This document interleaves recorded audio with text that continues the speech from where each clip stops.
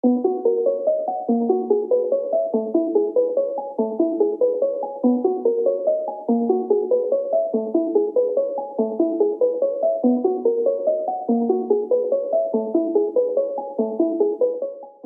Blackard, in her book, she says that the premise of her book is that all of children's behaviors are the expression of a need, one of those three needs.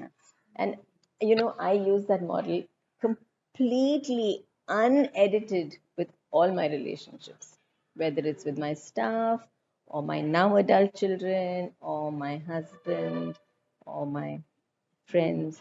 Yeah, it's a very beautiful communication model. And when somebody is like if I feel that my husband is on his phone when we are at the table eating, and if I sense a kind of a disconnection, I think something's going on for him. Like, what is he needing? Like, what is his behavior telling me, you know before I begin to say he doesn't care.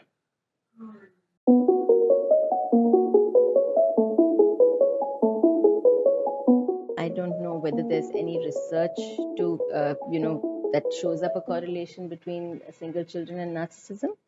My belief is that no, single children do not necessarily need to be narcissistic. I think, one of a family of more than one sibling also might become narcissistic. And even if there's just one child in a family, uh, we can teach children to share. For example, there's an early education expert that came from Boston, and she said about her grandson that he had two tills. So obviously, the parents would have discussed with him, and there's two tills where he's going to collect money in one till for himself and money in one till to give away. So you teach. It's how you teach, and it's how parents live and share. And respect one another.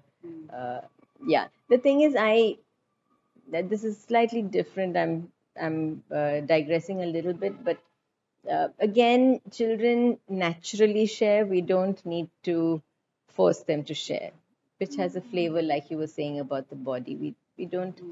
Yeah, just allow them to develop. And also, I think children can share more easily when they have enough of a sense of ownership.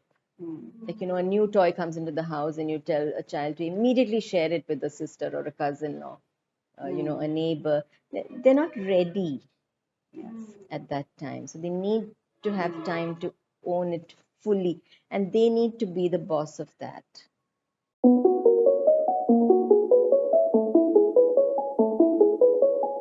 Yeah, and I don't mean to alarm you or be, kind of, I'm not judging you in any way. My suggestion to you would be that in some way, just like each child is an individual child with unique needs, that there's some way in which she's not having enough of you, you know and it might even be and so one thing that I often tell parents is that have give them intense connection, even if it's for like 5 minutes. Give them like body to body connection, like overdo it, like hold her in your arms and say, I'm never going to let you go, or have her on your chest and roll on the ground and roll back, so that body to body connection is like excessive. And then see, you'll have a, like I said, she'll guide you whether her needs are getting met or not. Yeah.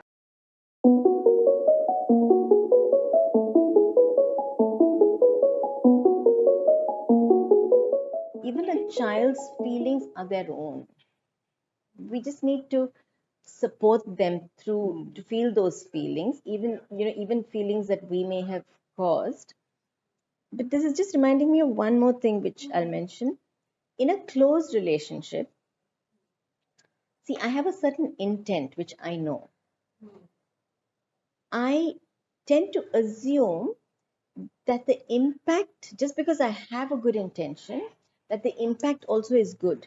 But intent and impact are two different things. And in a close relationship, if that close relationship is important for me, then I must take responsibility for the impact I'm having. Not I'm not responsible for the feelings, but I'm responsible for the impact. I very strongly believe that no human being owns any other human being in any way. We behave as if we do in a lot of ways. When we get married, we tend to feel that our spouse should be this way towards us and towards others because we are married.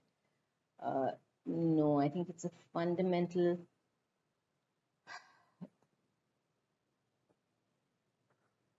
yeah, it's just a fundamental freedom.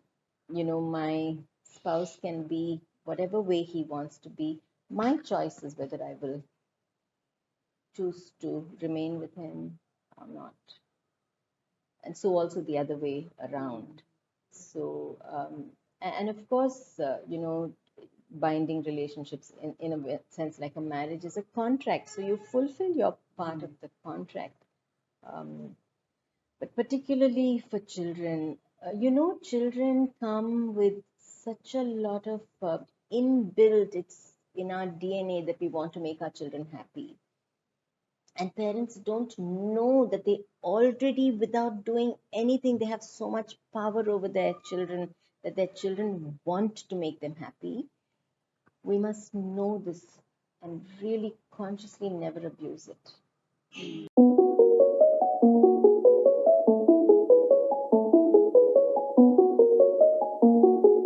The childhood, when a child has to earn love, attention of the Yeah. parent, and to make the parent happy, the child wants to. I meet clients, like they are maybe in their 50s, but yet they feel that, that like their father is not feeling that they are good enough, and yet at the age of 50, the basic inherent need is to please the father. That am I good enough? Have I done well? Are you proud of me? You know, I have seen men cry at that age also, like on the table, and sometimes they feel I'm not a man enough. These wounds, and then those wounds we carry in the world, and we exhaust ourselves. You know. Yeah. So one father came and he said, I don't know how to be a father. He has 5 children. And then we were digging deep into the layers. So it came out that he didn't have a father when he was growing up. His father was always in jail and he missed out a father. So when I told him that you didn't have a father, so how would you know how to be a father? And he had a big release. He like cried for almost 10 minutes. And then he started feeling that I'm okay. So like we Yeah. hold it in Yeah. ourselves, So much. so much. And it's so humbling. It's so Yeah. humbling. It's difficult initially, but it's a fruit which starts getting sweeter slowly, slowly. I agree with you. It's bitter initially, but if you take few steps and then it starts unfolding and you start falling in love with the work because you are giving birth to yourself. You're discovering yourself. Who is most intimate to you? Yeah. You yourself. From here, the journey starts outward, not from outwards inward.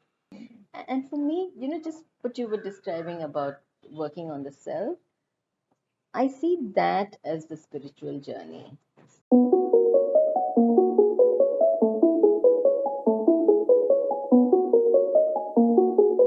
What I wanted to say was that parenting, surer than anything else, when we are parenting our children, what will automatically come up and quite outside of our awareness is the pain of our own parenting, of how we've been parented. It's a very, very strong template and it kicks in before we don't realize it. It's very, very out of our awareness.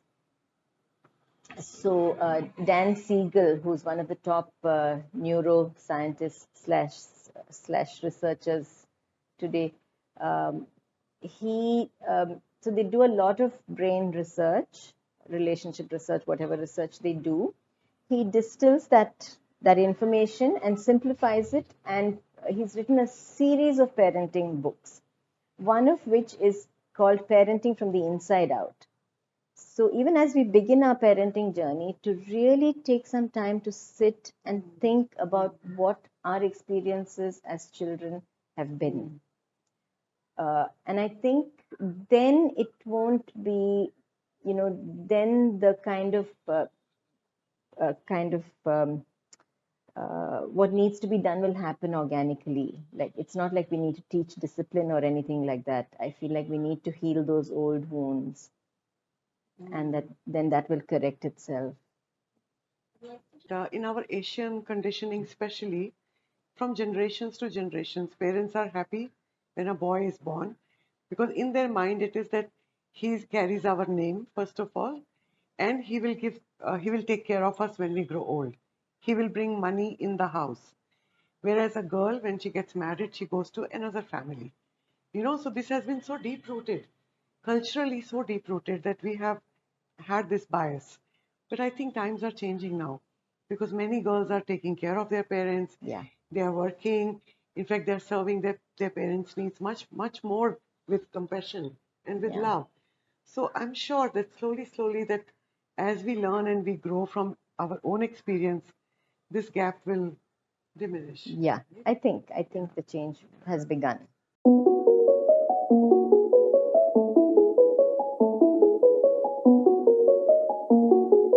Each child's needs are different, and I've heard parents say that they grew up in the same environment, and how come one child turned out like this and one child turned out like that. Of course life will happen, like I said, but it's not about having a certain outcome. uh, but I think we really need to know that children come with different sensitivities and different vulnerabilities, and so we meet each child where they are with what they need. We're human. Those, when a child is easier, it's easier. So when a child is having difficulty, they will even reject love. So they actually make it difficult for you to love them. But if we know that, and if we remember that our responsibility, even, yes, loving one child is easier than loving another child, but my responsibility is to take care of myself enough so that I can muster as much love as this other child needs as well, as much openness, as much. So it's a case of making myself more resilient. And again, that equation of what each child needs. Sometimes there might be a child with some particular emotional disorder or difficulty. There might be a child with a physical difficulty or disorder. Then that child's needs, they need more. And then we have to give it. And then, like you said, the other child might feel resentful. Then we have to take care of that child's emotions. So it's just a case of that whole awareness. And we can only do that if we take care of our own Yeah, emotions. and also to be playfully, like otherwise it seems like a big burden. Yes, It's exactly. like a Play huge makes it burden. Oh my light. God, listening to this. Yeah. So you also have to be easy. More Yes. ease, more playfulness, and more joy is what we Yes. can give them. Yes. Life will bring tests for every child, for every human being. We are in a school. Earth is a Yeah. school, right? Totally. Yeah. So it's for our progress, for the progress of our soul. So we cannot have a earth where there is no challenge. Then we are spirits, no? We Yeah. are happy. There is no duality. We are Absolutely. just Yeah. in light. So earth means when we take birth, there is going to be something. So and to allow life to unfold as it does. Yes. And the learning also comes, right? When we are Yeah. ready, help Yeah. comes, learning comes. Absolutely. Yeah. Because life Yeah. is a flow. Yeah. And life brings everyday new opportunities, new experiences, new learnings, Yeah. right? New Yeah. challenges. New challenges. Each Absolutely. Yeah. challenge is there for us to grow, right? This Yeah. is what we have seen now. Absolutely. Yeah. Yeah. When we were young, we didn't know. Nobody taught Yeah. us this. Yeah. That's But true. now you look at life that, okay, if there is a challenge, Yeah. there is something new to learn. Yeah. How can I learn this? And how Yeah. can I do better in this challenge? Like life is this, Yeah. not some perfect frame that we hang on the wall. It's evolving every day.